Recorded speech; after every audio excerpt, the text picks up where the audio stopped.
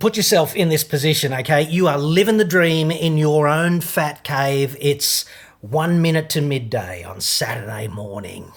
Yes. And you are putting whatever together, passion project car, rebuilding an engine, a transmission, fixing something on your acoustically transparent aluminium chitoir so that you can pump it full of your effluent and you and your lovely wife can go on tour to, I don't know, Dingo Piss Creek or something. Apparently that's very popular.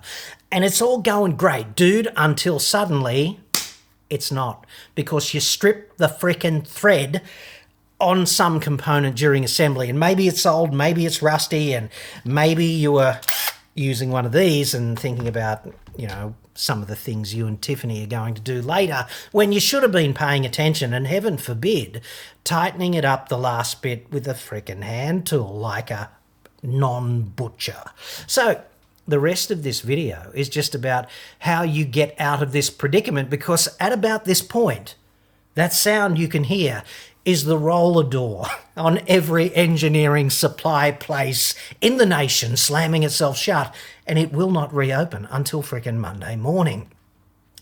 And that means you'll be sort of thumb twiddling until then, and perhaps even, heaven forbid, catching the frickin' bus to work, and nobody wants that. So this is all about using one of these babies to get yourself out of this pickle that you have just put yourself in.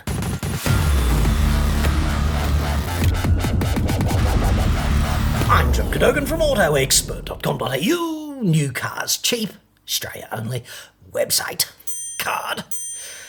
There's one constant in fat caves, and we can all agree on it, and that is when this kind of thing happens, you go just this much too far in the tightening process, and the whole thread just lets go and rips itself out of its in situ position, which it may have occupied for the past, I don't know, 20 years or something. In that situation, there's no freaking consolation prize. There's no hottie who's going to jump out of a cake wearing a feather boa and a Diamante-encrusted G-string freaking bikini and hand you anything worthwhile. You'll just be sitting here with the swear jar and your cock on a cup. And this is exactly the position I found myself in recently, not so much with a car, but with a piece of equipment. We'll get to that. What I strongly recommend, however, is that you cross this bridge before you come to it, which is a little bit of a Zen way of thinking about it, I suppose, but have a little think about the kinds of threads you are likely to encounter in your fat cave life, and then preemptively get yourself a thread repair kit in those sizes and pitches, right?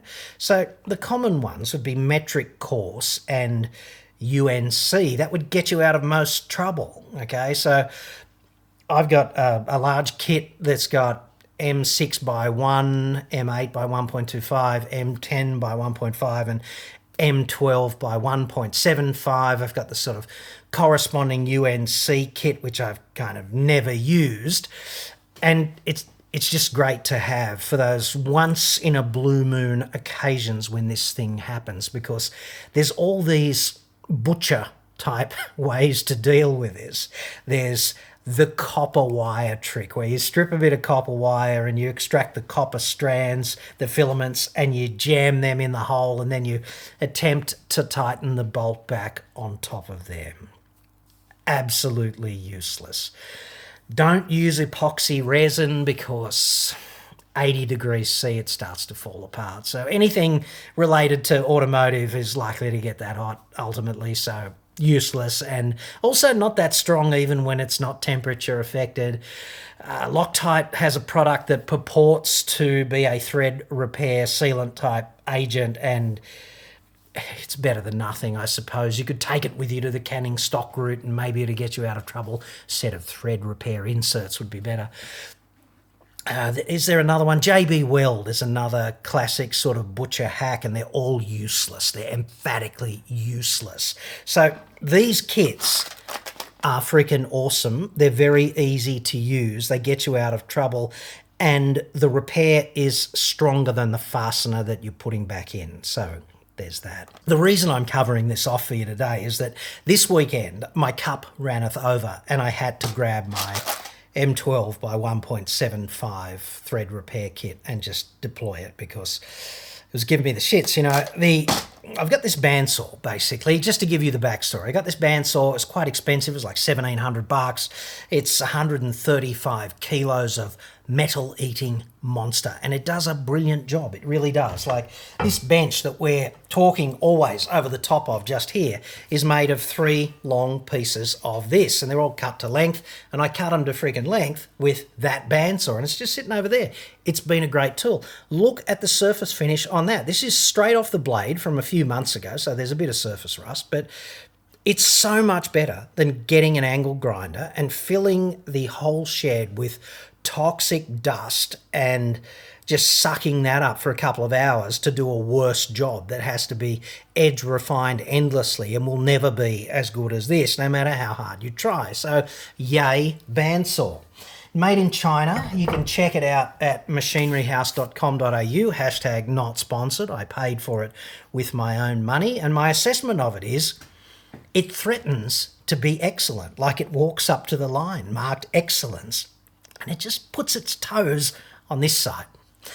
And it's always the niggly little shit things that let devices such as this down. For example, there's a fixed jaw and there's a dynamic jaw, and that's what you hold the work in. And the fixed jaw can be repositioned between 90 degrees for 90-degree cuts like that and 45 for miters. So yay.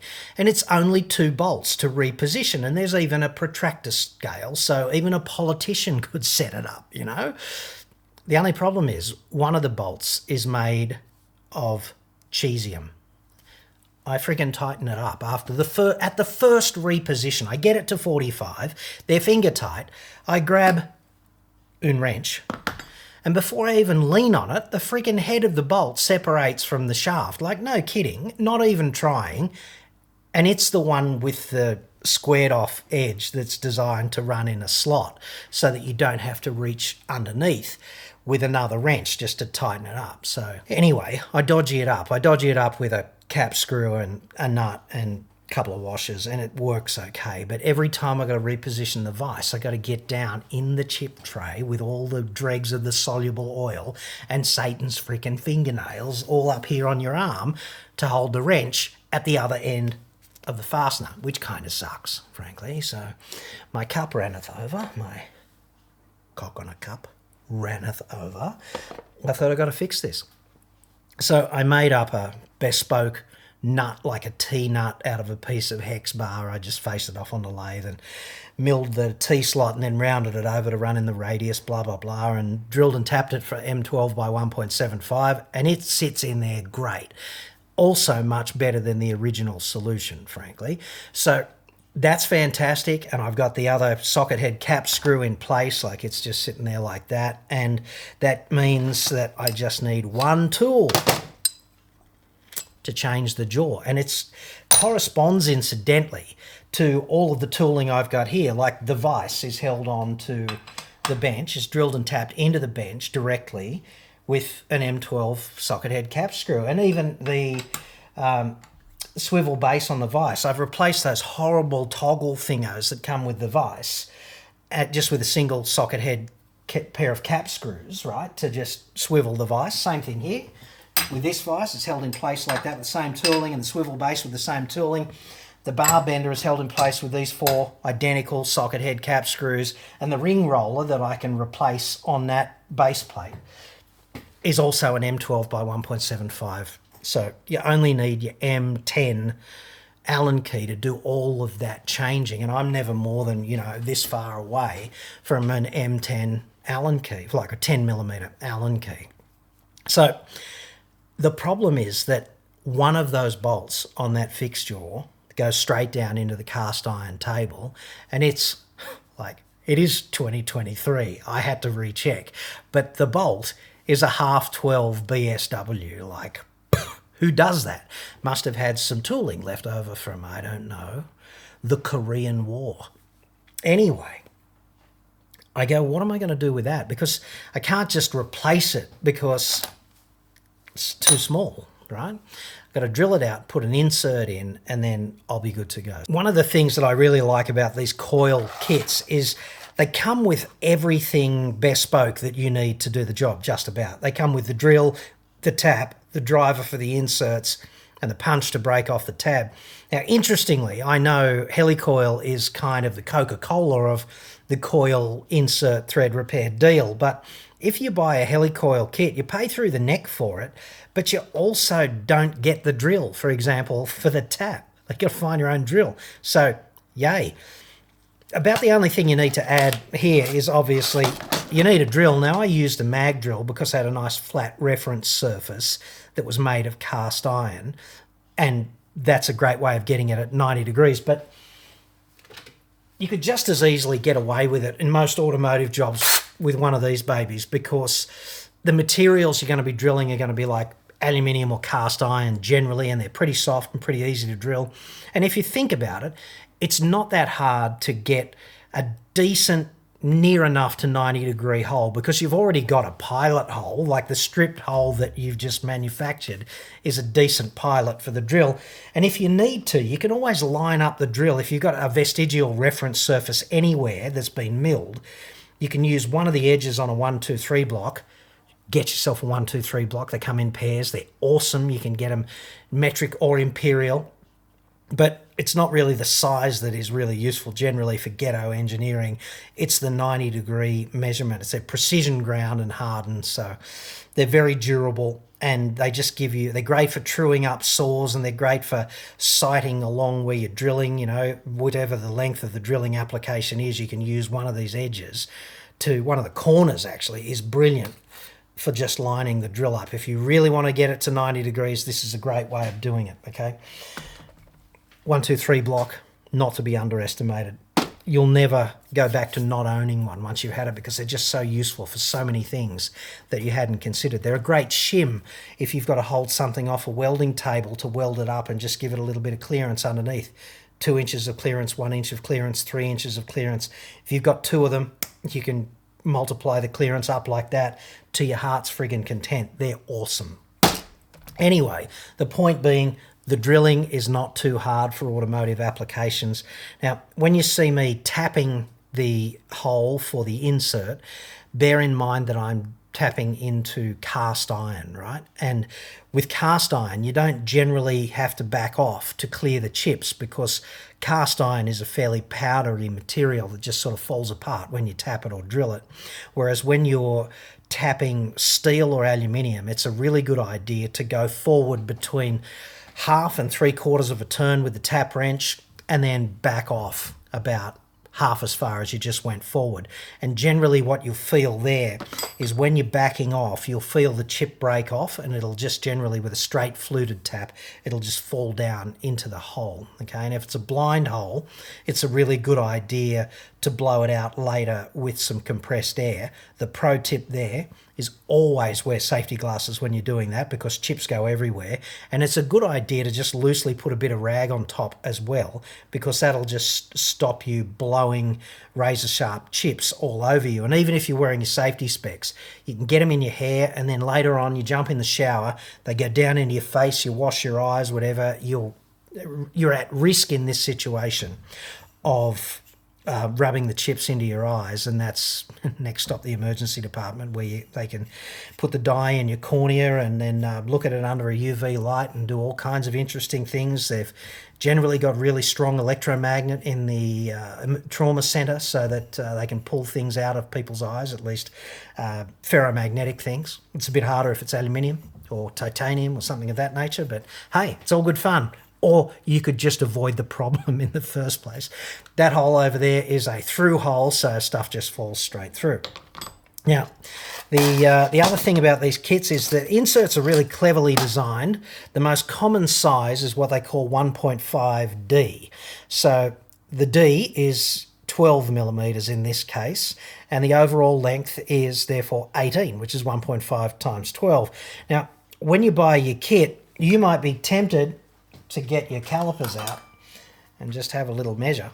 And you might be very disappointed when the overall length of this is slightly less than 1.5D, and you might jump to the conclusion that you've been ripped off. But dude, you haven't. It's because the 1.5 is the installed length, and they do stretch out slightly when installed. So basically, if you've never seen this stuff before, and if you are a full-on tradesman, like a mechanic or a fitter or a toolmaker or something like that, you already know this stuff, and you probably know more about it than me. But basically, there's one thread profile to suit the tap on the outside of this wire, and there's the thread profile that you need, which is M12 by 1.75 on the inside. So yay.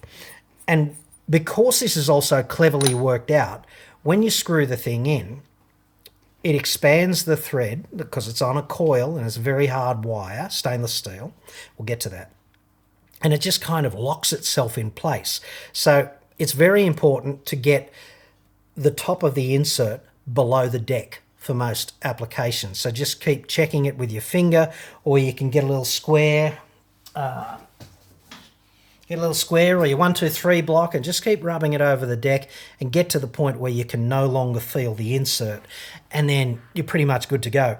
And then what you've got to do is you've got to use the punch that comes with the kit to break off the tab. The tab is notched. It's notched about slightly less than 90 degrees away from where it starts. So at the approximate 12 o'clock position now, I don't know if you can see that or not, but they put a special notch in it so that when you get it installed and you put this punch on top, it only requires a little bit of pressure. You can, if you're feeling a bit soft and vulnerable, you can use your soft-faced hammer to bust it off, but usually it just goes with a bit of fist pressure, dude. And if you really care about it being down the bottom there, you can fish it out with something if you really want, or if the part's light, you can turn it over and tip it out, or you can just leave it there because usually there's enough clearance in the bottom not to interfere with the fastener as it goes in. The wire itself is 304 stainless steel, and stainless steel's got this interesting / useful to shitty property, and it depends on the application whether it's useful or shitty. It's useful in this application. It's pretty shitty if you're drilling it or turning it. It work hardens. So if you're drilling it and you let it heat up, it'll work harden, and then it'll just be like freaking granite or something. Same thing with turning. It's difficult to deal with from a manufacturing point of view, but you can exploit the property, right? It's 200,000 psi worth of tensile strength, which is like 200 ksi if you're talking KSI, which is about it's about 3 to 4 times stronger than mild steel. So it is remarkably harder than more durable, stronger, corrosion resistant, all of those things than what you're likely to be putting it in. And this means that the repair is likely to be stronger than the fastener. And the reason I went with these is all of those things. I got a lot of faith in them. I've used these heaps. They are fantastic. If you use them a lot, because, I don't know, you might be making something out of aluminium.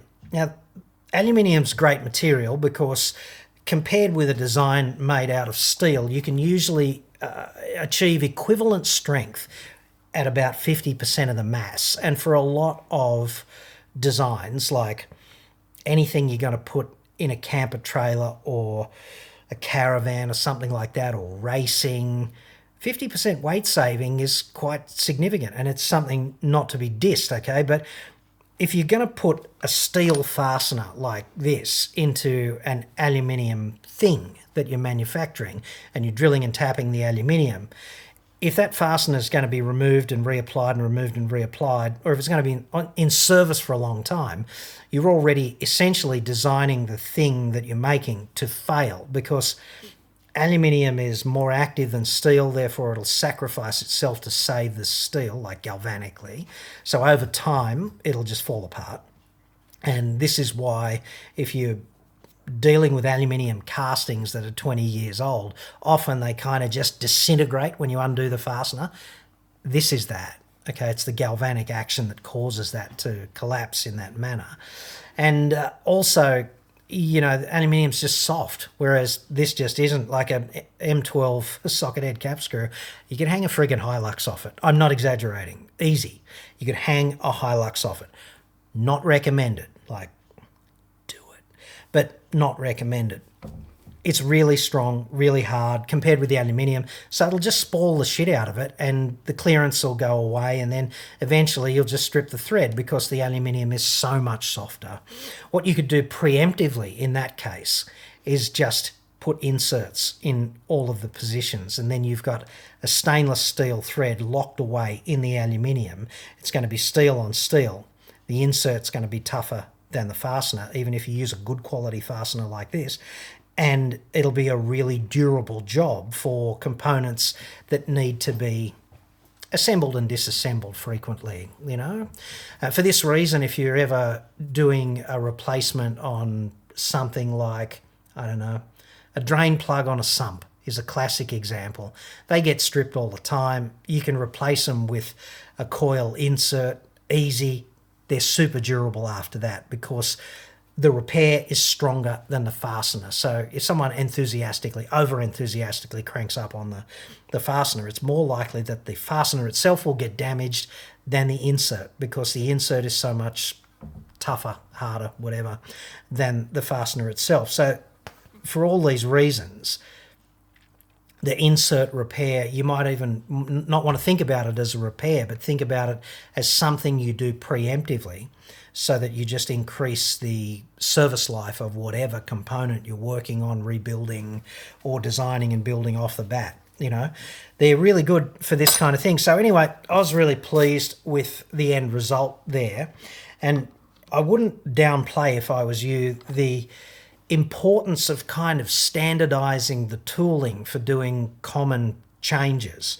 Like in this particular environment, I'm off to the races if I've got a 10 millimeter Allen key, and just coincidentally I've got another one just there, and I've got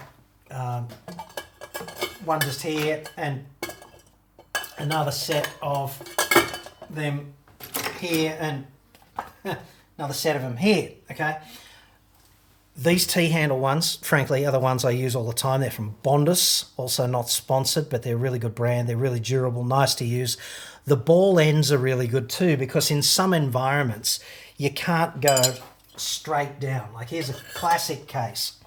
If I use a straight Allen wrench like this one here, I can't really get it in. Like I can just get it in, but it rubs on the side of the vise and it's not really good contact for that particular set screw. But the ball end goes in just fine like that. Loosen it off, tighten it down. You've got a lot of angular clearance, and that just gives you a lot of access. And when you've got something long like that too, it's also really good for replacing some tools. Some machine tools come with hex head bolts that are way down there. And if you've got to get into them a bit, like to loosen off the belt tension, like that's a 3-speed belt drive system on the bandsaw. And if you want to adjust the tension, I'd rather reach in with something like this than go and find a socket with a longer extension than that every time I had to do it, just to change the speeds over on the belt, etc. So it's worthwhile thinking in your home shed environment about what things do you have to change over frequently, and then just, you know, change them all over to be the one standard thing. I'll give you another example, right? I'm working on this bench at the moment. I've got a series of holes to drill here to set this up as a reference fence for welding, so that I can get a couple of these shoulder bolts, which are sort of precision-ish ground M12 bolts with a 16 millimeter shank, and I can just screw them in because they'll all be drilled and tapped. I can screw them in anywhere and just have 2 points to define a straight line along here. Then up the other side, I'm going to do the same thing, but I want to be able to tweak it so that if I want to angle a leg or something, 5, 10 degrees, whatever, 7 degrees, then I can do that easily. So I made up these, and these are little reference fences, but they're adjustable, so I can just put my standardized fastener through there, screw it down into the table, and then I can tweak the angle, right? I can just tweak the angle by using this, not unlike a cam. And that means I'm not locked into 90 degrees. I can just adjust it as I see fit. And it just gives me, you know, more versatility with the angle, basically. So and I don't need to find a different wrench to do that. I can just stick with the standard 10mm job, and there's always one within arm's length. So anyway, I think I've raved on long enough to you now about things of this nature, but I would strongly advise you to think about the threads that you use commonly in and around your shed. Like, are you using an Imperial car? Are you rebuilding, reconditioning, whatever, Imperial stuff, metric stuff? What's it more likely to be? And then just tool yourself up with an insert kit. And that means you won't just be sitting here cursing at the top of your lungs with your friggin' cock on a cup. You'll just be getting on with the job, whatever the job is, whether it's, standardizing some machine tool and making it a little bit less Chinese and a bit more over the line to excellence, or, just rebuilding whatever it is that you enjoy rebuilding in your shed at home. And if that gets you out of trouble from time to time, the final thing I'd leave you with is, it's actually two things. If you use it a lot and you run out of inserts, don't buy another kit. You can get the inserts independently. Just Google it. It's really easy to find replacement inserts. You're never going to need another drill, tap, twisty application tool or a punch. That's forever. So just buy replacement inserts. And if you've never done it before and you're faced with this proposition for the very first time, don't have a crack at the thing you've just stripped. Go and have a crack at a piece of scrap metal. Just get a piece of aluminium, like 1/2 inch thick or inch thick or something, drill a few holes in it, tap it a few times, and then put 1 or 2 inserts in that, dude, because one of my problems with DIY is that people treat it like everything's a prototype. And the prototype is also the finished product. And that means it's always shit. So to the extent that it's possible, don't do everything as a prototype. Like, you don't have to be a virgin with the insert tool fixing the thing that you've broken for the first time. Have another couple of cracks earlier and go, that's how this works. And then repair the thing that you stripped. And there's a far greater likelihood that it's all going to go just fine, dude. Just remember, once that coil starts going in, getting it out is very difficult. So measure twice and cut once. But this will turn that frown upside down, guaranteed. So get yourself a set. My work here is done. I'll check you next time.